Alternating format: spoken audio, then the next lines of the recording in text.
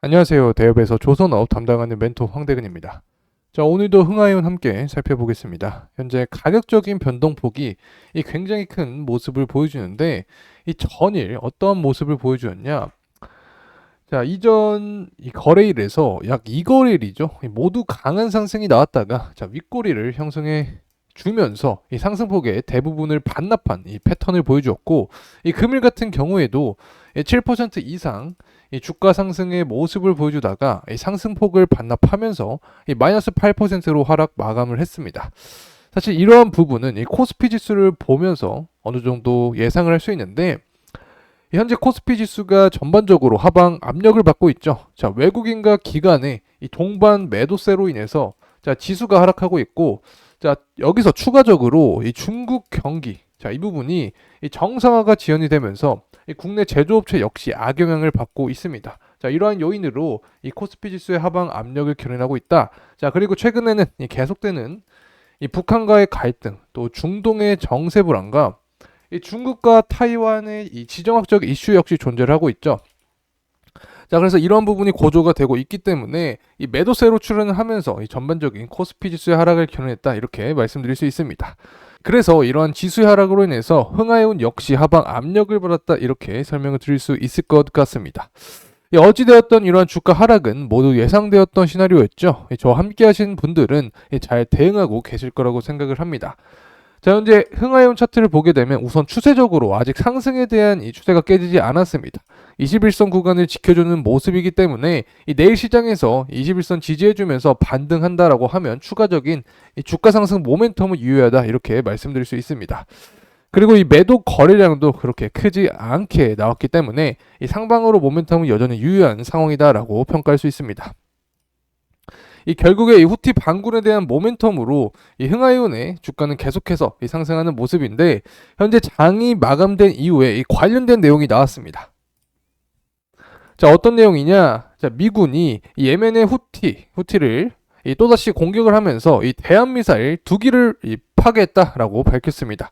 사실 이런 소식이 나왔기 때문에 이 내일 오전장에서는 이 패턴상 강한 거래량과 함께 또 주가 상승 모멘텀을 기대해 볼 수 있는 상황입니다.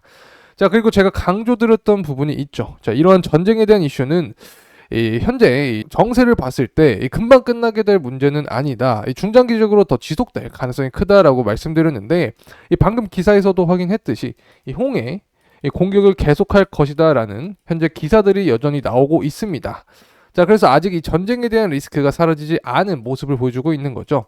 제가 계속 강조드린 부분이 바로 이거죠.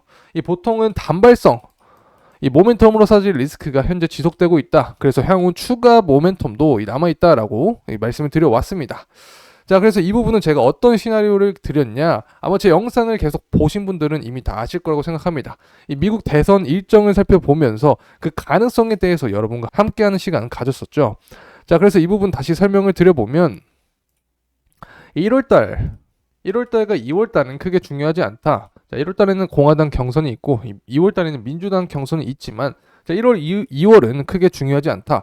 그래서 우리가 주목할 부분은 바로 7월과 8월에 대한 부분이다. 그래서 7월 같은 경우에는 이 공화당 이 전당대회를 통해서 이 대통령 후보를 선출하게 되고, 이 8월에는 민주당 전당대회를 통해서 또 대통령 후보가 선출이 됩니다.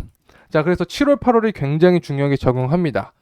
분명히 홍해 리스크를 지속적으로 끌고 갈 수는 없을 테고, 그렇기 위해서는 이 바이든의 대처가 굉장히 중요합니다. 결국에 어떠한 이 외교적인 협상 카드나 이 외교적인 측면을 이용할 것인데, 이 시기가 중요한 거죠. 이 시기에 따라서 홍해 리스크에 대한 모멘텀도 받을 수 있는 거고, 이 부분은 자연스럽게 흥하이온의 주가 상승으로도 연결이 되기 때문에 이 시기가 굉장히 중요합니다. 자, 그래서 제가 어떤 말씀을 드렸냐면, 이 8월에 민주당 전당대회가 있죠. 이 바이든이 민주당이죠. 자, 그래서 민주당 전당대회를 통해서 이 대통령 후보가 선출이 되기 때문에 최소 이 3개월 혹은 5개월 전에는 이 후티에 대한 리스크를 줄이려고 한다. 자, 그래서 시기적으로 보면 이때가 한 4월 정도 될 것이다. 자, 그래서 4월부터 어떤 협상의 카드, 또 외교적인 이 측면을 이용할 것이다. 자, 그 전에, 그렇다면 중요한 점은 바로 이거죠. 이 4월 전에는 어떻게 될 것이냐. 자, 후티가 계속해서 이 공격을 이어간다고 하면 미국은 이 보복성 공격을 계속해서 펼쳐 나갈 것이라고 제가 말씀을 드렸습니다. 자, 왜냐? 이 세계 경찰의 이미지가 있기 때문에 자, 미국은 보복성 공격을 이어갈 것이고 후티 역시 미국과 마찬가지로 이 공격을 이어가면서 이 전쟁에 대한 어떤 기사화가 계속해서 나올 수 있습니다. 자, 그렇게 된다고 하면 흥하이온의 이 주가 상승 모멘텀은 4월까지도 이어질 수 있는 거죠. 자, 그래서 이러한 더 강한 앞서 최고가였던 5,300원 구간을 뚫어주려면 이 더 강한 이 기사가 나와야 됩니다. 제가 어떤 말씀을 드렸냐, 이 주가적인 측면에서 볼 때 어떤 인명의 피해 또 부상 소식이 불거지면서 조금 더 심화가 된다라고 하면 주가는 더 강한 거래량과 함께 이 상승의 모멘텀을 벌일 수 있다라고 설명을 드렸습니다. 자, 물론 이 현실적으로는 이 사상자가 없이 이루어지는 그런 내용이 가장 좋고 이 공격이 없는 게 가장 좋겠죠. 하지만 단적인 가격적인 측면에서만 봤을 때는 어떤 인명의 피해나 이 부상 소식이 불거질 때 더 강한 상승을 도모한다라고 이 패턴성 이 동향을 설명드릴 수 있겠습니다. 자, 그래서 제가 이런 얘기를 드리면 네가 뭘 알아 이런 얘기를 하시는 분들도 있습니다. 하지만 지금까지 흥하이온 같은 경우 제가 가격적인 시나리오 또 향후 기사화되는 이 공격성 시나리오에 대해서도 대부분 맞춰왔죠. 자, 홍해 리스크가 지속될 것 같다. 이게 단기간 끝날 문제가 아니다. 자, 그리고 거래량 역시 많이 터지지 않았기 때문에 이 주가 상승이 나올 수 있다라고 말씀을 드렸는데 그 이후에 이 최고가를 터치한 모습을 보여줬습니다. 사실 저도 사람이기 때문에 이런 가격적인 측면 틀릴 수 있습니다. 하지만 여러분과 소통하고 또 함께하기 위해서 이런 말씀을 드리고 있는 거고, 계속해서 흥하이온 촬영하기 위해서는 또 여러분의 힘, 구독과 좋아요가 필요합니다. 꼭 한 번씩만 해주시면 감사하겠습니다. 자, 그래서 앞서서 제가 흥하이온은 결국에 리스크를 먹고 산다 이렇게 말씀드리면서 상승 모멘텀이 나왔다라고 했는데, 자, 결국에 똑같습니다. 저는 중동 리스크가 좀 더 갈 거라고 보고 있는 거죠. 이 과거에는 단발성 모멘텀으로 끝났던 사건이 중장기적으로 더 이어지면서 결국에 유가 상승을 이끌 수 있고 또 인플레이션 역시 야기할 수 있기 때문에 이 경제 전반에는 부정적으로 작용할 수 있습니다. 하지만 어떤 말씀을 드렸냐, 자, 이러한 상황에서 해운주들은 수혜를 입을 수 있다. 특히 흥하이온 같은 경우 홍해 리스크가 부각이 될 때 가장 강한 모멘텀으로 주가 상승을 끌어올렸기 때문에 이 부분 투자 포인트로 참고를 하시면 좋을 것 같습니다. 자, 그리고 홍해 리스크가 중장기적으로 계속 이어지게 된다라고 하면 우리가 어떤 부분을 기대할 수 있냐? 자, 해운주.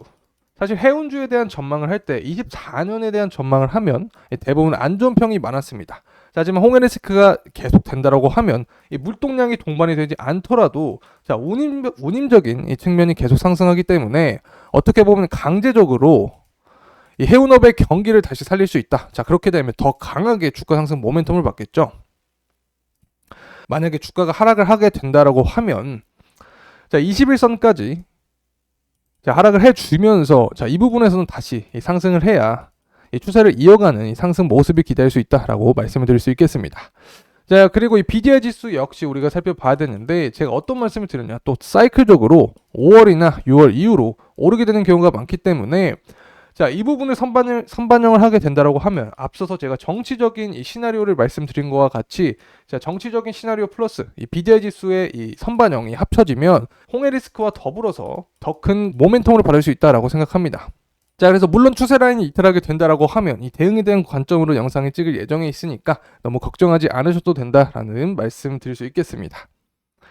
자, 이제 유의미한 매크로적인 특징 국제유가 살펴보겠습니다. 특히 해운주는 국제유가에 굉장히 민감하게 반응을 하기 때문에 항상 영상을 통해서 분석을 해드리고 있죠. 자, 국제유가는 이 리비아의 원유 생산이 재개되었다라는 소식과 함께 하락 마감을 했습니다. 사실 전일까지만 해도 미국의 노스 다코타 지역에 한파로 인한 공급의 감소로 유가를 끌어올렸는데 현재의 상황을 보면 상승과 하락이 반복되는 박스권의 움직임을 보여주고 있습니다.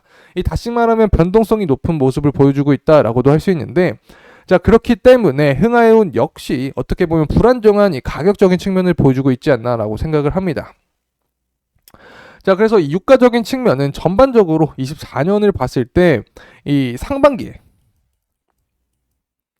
상반기와 하반기를 나눠서 평가를 할 수 있습니다. 이 상반기는 저유가 전망, 하반기에는 고유가 전망을 평가를 하고 있기 때문에 유가적인 측면 역시 참고를 하셔서 투자를 하시면 도움이 될 거라고 생각합니다.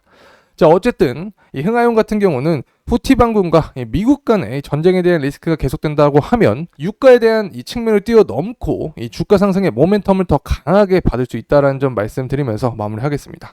앞으로도 이 정세에 관련된 시나리오가 맞아 들어갈지 계속해서 지켜봐 주시면서 함께 호흡하면 좋겠습니다. 이번 영상은 여기까지 하도록 하겠습니다. 끝까지 시청해 주셔서 감사합니다.